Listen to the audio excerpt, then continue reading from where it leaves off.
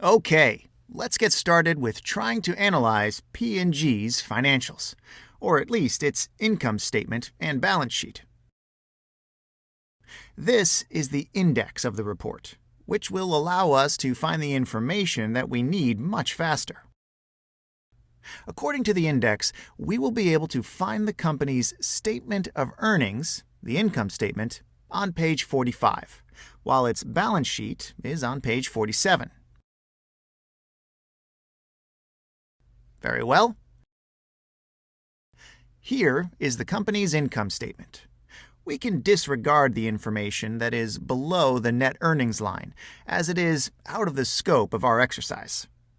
Let's go to page 47. Here is the company's balance sheet. Most of the accounts are exactly like the ones that we've seen so far in this course. Very well.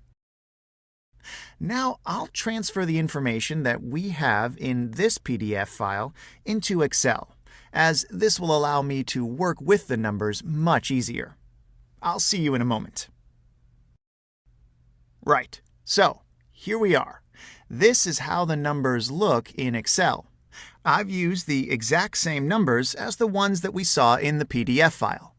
In the two sheets here, we have P&L and balance sheet numbers that are ready to be examined. We can calculate each of the ratios that we mentioned in our previous lesson, which would allow us to gain an idea about the company's business. I'll calculate the ratios in the cells that are colored in gray.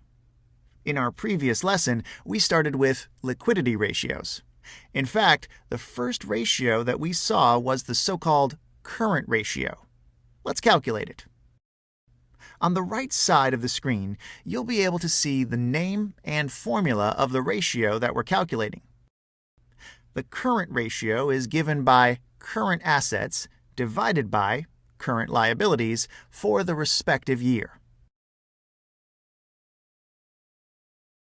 And the result is that P&G's current ratio in 2014 was 0.94, and precisely 1 in 2015.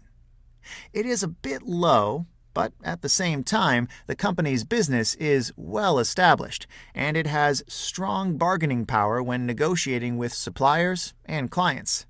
This allows P&G to operate comfortably. Okay, let's continue. If we want to calculate P&G's net trading cycle, we'll have to calculate its DSO, DIO, and DPO. DSO is equal to trade receivables divided by the company's sales for that year, which is then multiplied by 360. Okay, here's the result. We can copy it to the right. Perfect.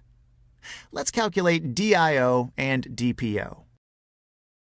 In order to obtain DIO, we need to divide inventories by the firm's cost of goods sold for the respective year and multiply by 360. I'll have to put a minus sign in front of the formula because COGS are negative in the income statement that we have here. Very well. Let's do the same exercise for DPO.